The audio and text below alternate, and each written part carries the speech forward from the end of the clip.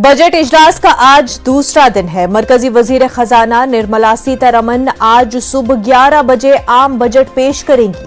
मोदी हुकूमत की दूसरी मियाद का ये चौथा बजट है। तमाम शोबों के लोग इस बजट में उम्मीदें वाबस्ता किए हुए हैं। कोरोना वबा की वजह से आम आदमी की आमदनी काफी मुतासिर हुई है, इसलिए आम आदमी इनकम टैक्स के ताल्लुक से बड़े ऐलान की तवक्को कर रहा है। ये आम बजट कोरोना की तबाही की वजह से गिरती हुई मईशत के दरमियान बहुत अहम होगा।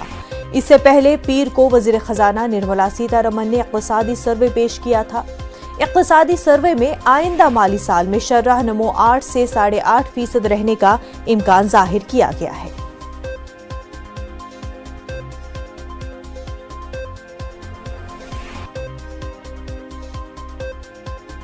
इस वक्त में आपको दिखाना चाहेंगे देश की केंद्रीय वित्त मंत्री निर्मला सीतारमण अपने आवास से बाहर निकल रही हैं। निर्मला सीतारमण अपने आवास से बाहर निकलने के बाद अब यहां से सीधे नॉर्थ ब्लॉक जाएंगी और उसके बाद आज बजट सेशन जो है बाकायदा पास करेंगे। ये देखिए केंद्रीय वित्त मंत्री निर्मला सीतारमण अपने आवास से बाहर जाते हुए और यहां से निकलते हुए अपने दफ्तर नॉर्थ ब्लॉक जाएगी और वहां पर फोटो सेशन होगा। फोटो सेशन के बाद वो राष्ट्रपति से मिलेंगे। राष्ट्रपति से मिलने के बाद और औपचारिक तौर पर जो बजट जो है उसको पास करने की एक अनुमति वहां से लेंगे और उसके बाद आज 11 बजे बजट पास होगा। देश के लिए बजट कैसा हो, देश के तमाम चाहे आर्थिक गतिविधियों को और किस तरह से मजबूत करने के लिए किस तरह से देश का एक बेहतर बजट बनाया जाए और किस तरह से इन तमाम मसलों पर आज बाकायदा बजट में आज वो भाषण देंगी। तो एक तरह से कहा जा सकता है कि अभी जिस तरह से 5 राज्यों में चुनाव भी हैं और उस 5 राज्यों में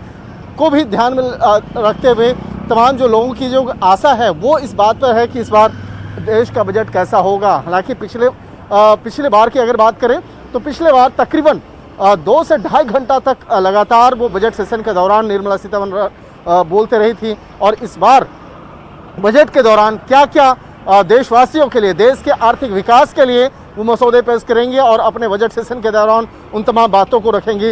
निश्चित तौर पे देश की निगाहें आज के उस बजट सेशन पे होगी। वीडियो जर्नलिस्ट कार्तिक के साथ शंकर आनंद, न्यूज़ 18 दिल्ली। वजीर खजाना निर्मला सीतारमण